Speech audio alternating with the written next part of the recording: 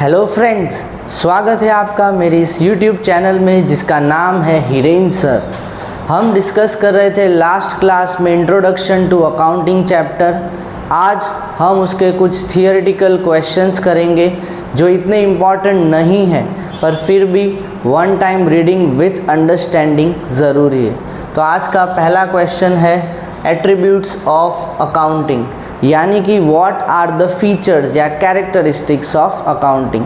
सबसे पहला है identification of financial transactions and events. तो अकाउंट्स को लिखने से पहले हमें सबसे पहले ये डिटरमाइन करना पड़ेगा कि कौन से फाइनेंशियल ट्रांजैक्शंस और इवेंट्स है और कौन से नहीं है। एक बार अगर हम डिसाइड कर दें उसके बाद हमें वो ट्रांजैक्शंस को मेजर करना पड़ेगा। फॉर एग्ज़ाम्पल हमने डिसाइड कर दिया कि परचेस ऑफ गुड्स और सेल ऑफ गुड्स की अकाउंटिंग हमें करनी है।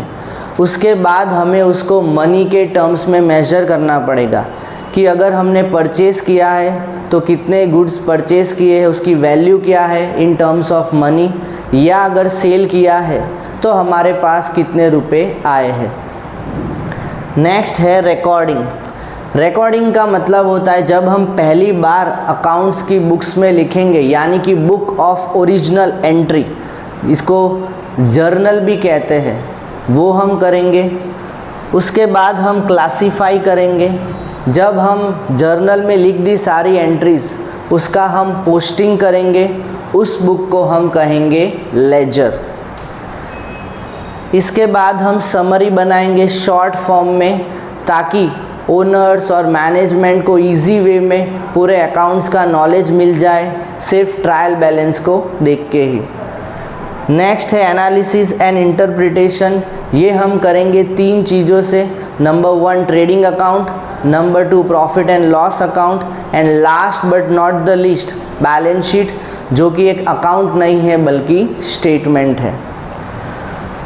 कम्युनिकेटिंग, ये सारी चीज़ें हो जाने के बाद लास्ट में हमारे जो दो टाइप के यूज़र्स है, इंटरनल यूज़र्स और एक्सटर्नल यूज़र्स, उनको हमें इंफॉर्मेशन देनी पड़ेगी।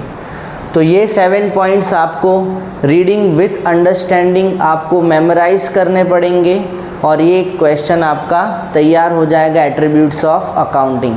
नेक्स्ट आगे बढ़ते हैं हम ऑब्जेक्टिव्स ऑफ अकाउंटिंग। भाई अकाउंटिंग हम बनाते ही क्यों हैं? तो उसका पहला रीज़न है अकाउंटिंग रिकॉर्ड्स।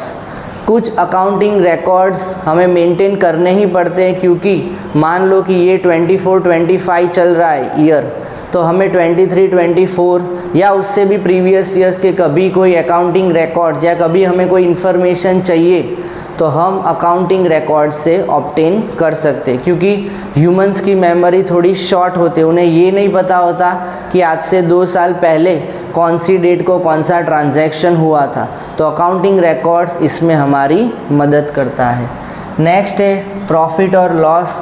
तो आपको पता ही है प्रॉफिट और लॉस एक ही अकाउंट से हमें मिलेगा, उसका नाम है profit and loss account. Next है फाइनेंशियल पोजीशन। अगर आपको फाइनेंशियल पोजीशन जाननी है कि आपका बिजनेस कैसा है, वो भी एक ही स्टेटमेंट है और उसका नाम है बैलेंस शीट। Facilitating management.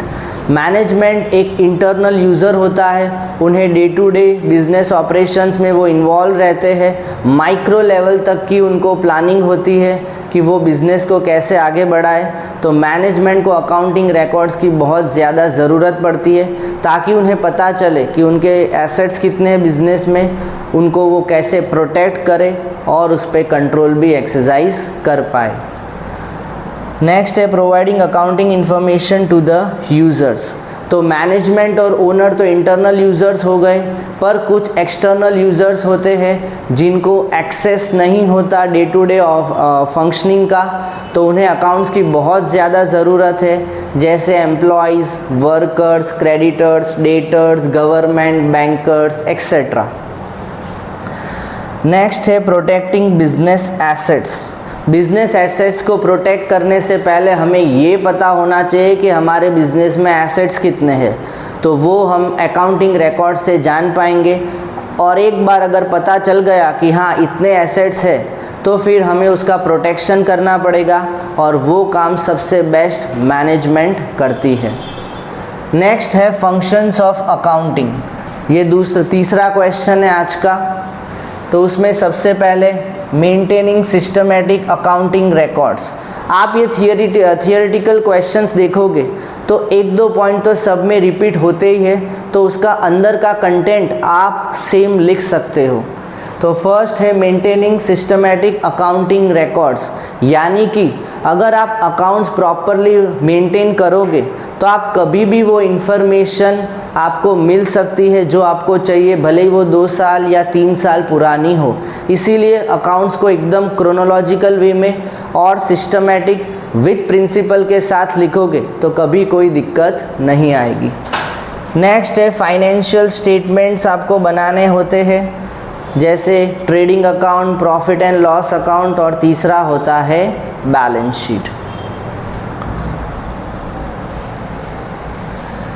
इसमें तीसरा पॉइंट है मीटिंग लीगल रिक्वायरमेंट्स, यानी कि अकाउंट्स हम इसीलिए भी बनाते हैं कि हमें गवर्नमेंट के अलग अलग लॉस को फॉलो करना पड़ता है। जैसे यहाँ पे लिखा है लीगल, तो उसका मतलब होता है फॉलो करना लॉ को, जैसे इनकम टैक्स एक्ट हो गया, जीएसटी हो गया।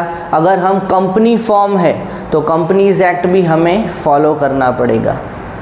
कम्युनिकेटिंग द फाइनेंशियल इंफॉर्मेशन, यानी कि हमारे यूज़र्स को हमें वो सारी इंफॉर्मेशन देना जो हमने ऑलरेडी अभी डिस्कस कर दिया है। Next assistance to management.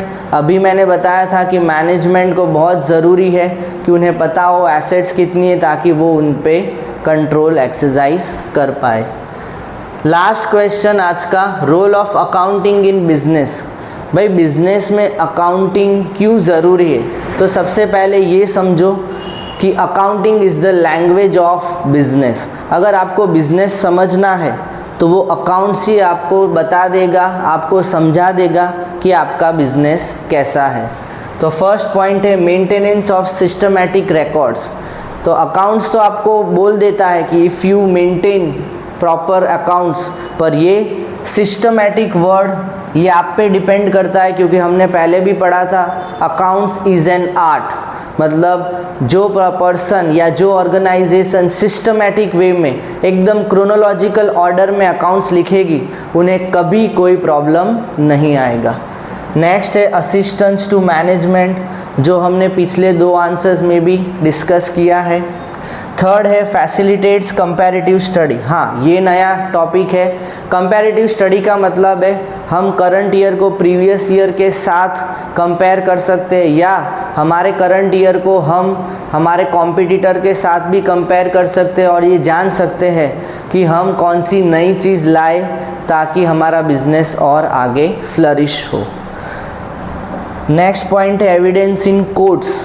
कभी कभार कोर्ट का केस भी आ जाता है तो हम एविडेंस के तौर पे हमारे अकाउंटिंग रिकॉर्ड्स भी कोर्ट में प्रेजेंट कर सकते हैं। लास्ट में लिखा है अदर्स। अदर्स का मतलब होता है जो 1 to 4 में डिस्कस नहीं हुआ, इसके अलावा भी कोई पॉइंट अराइज हो सकते हैं। फॉर एग्जांपल टैक्स डिटरमाइन करना है, कितनी टैक्स लायबिलिटी है जो हमें गवर्नमेंट को पे करनी है, हमारे पूरे बिजनेस को वैल्यू करना है, तो इसके पहले हमें गुडविल का भी वैल्यूएशन निकालना पड़ेगा। तो होप आपको ये मेरा वीडियो आज का पसंद आया होगा।